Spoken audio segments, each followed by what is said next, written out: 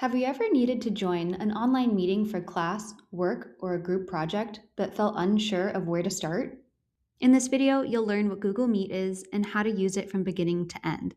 We'll cover how to find Google Meet, how to schedule a meeting, and how to use the main buttons and functions once you're inside the meeting.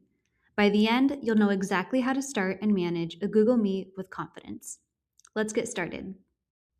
By the end of this lesson, you'll be able to first locate Google Meet using your Google account, second, schedule a meeting using Google Meets or your Google Calendar, third, join or start a meeting, and fourth, identify and use the main Google Meet buttons and features during a live meeting. Hi, my name is Sophia, and today I'll be demonstrating this process for you. Going ahead and sharing my screen, I am on the Google homepage. You can access Google Meets by logging into your Gmail account. So if you've already used any of these applications before, such as Gmail, Google Drive, or the Google Calendar, you're already off to a very strong start. So go ahead and just search Google Meet and click on this very first link right here. It'll bring you to a window where you can click this blue button for a new meeting or enter a code or a link if you've already been given one for a previously scheduled meeting. If you have anything scheduled, it'll appear down here. Clicking on New Meeting, it will allow us to create a meeting for later, start an instant meeting, or schedule one in Google Calendar. Since this is the most common one, we're going to go ahead with scheduling in Google Calendar. This opens up a window so that you can enter in all the important details for scheduling your meeting. You can give your meeting a title such as interview. Below, you'll add the date and the start time, the end time, end date, time zone if you're meeting with someone who's in a different part of the world. You can add if this meeting will be repeating weekly or monthly here. Down here, if you both are using your calendars regularly, you can click Find a Time, and it'll show times and dates where you're both available. In event details, this will be your Google Meet link. You can add a physical location if it is a physical meeting, add a notification for yourself. This will allow you to change the color of the meeting in your Google Calendar and how it appears. Set your availability.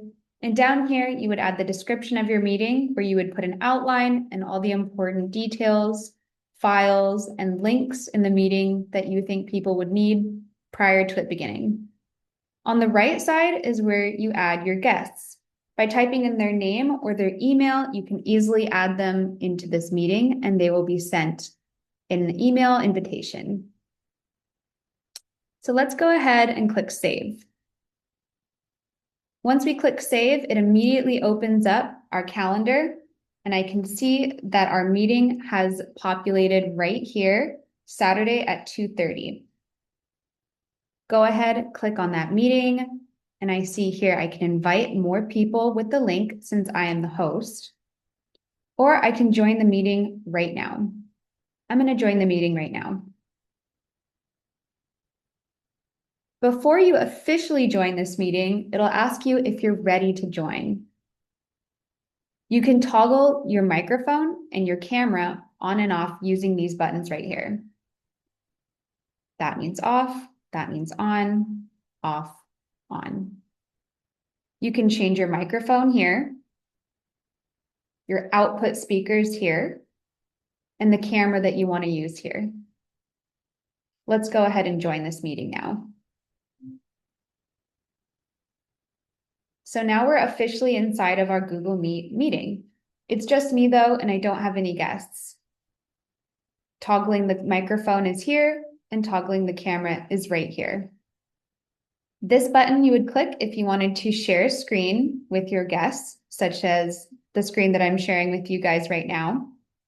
This is your emoji button. If you want to send reactions or cute little faces in the chat, they appear over here on this side.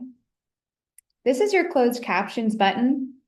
Turning this on will create captions for everything that you say. It's actually very helpful and pretty accurate and can help a lot of people, especially with accessibility issues. I'll turn that off for now. This is your digital raise hand button. Let's say, for example, you're in a meeting with a large number of people and you don't want to interrupt the speaker or the host. You can raise your hand and the speaker will call on you when they're ready. You can also put your hand back down by simply clicking the button again.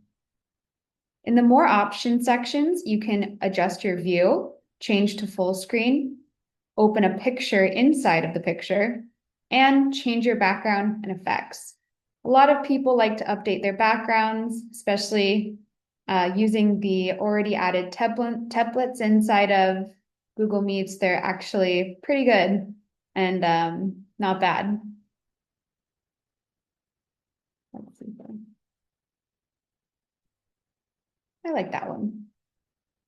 When you're ready to close your meeting or end the call or leave the meeting, you would press this button right here. This button right here will open up the live chat.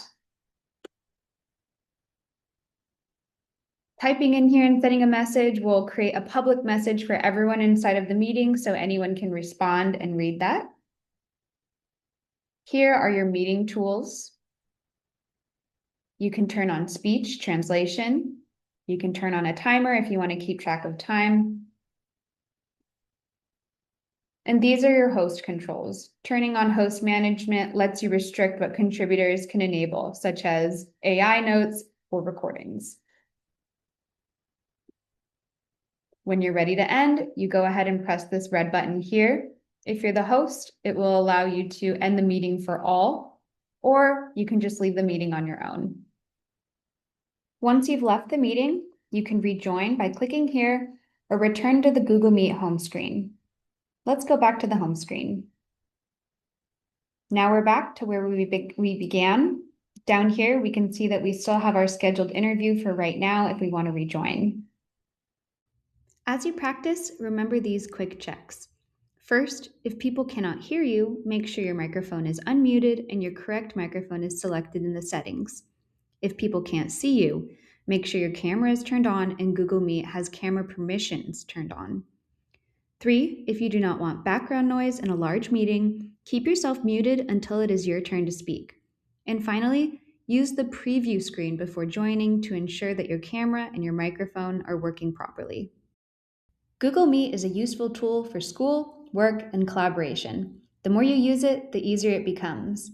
Try scheduling a practice meeting in Google Calendar on your own, joining from the link, and exploring the controls before you need to use it on your own.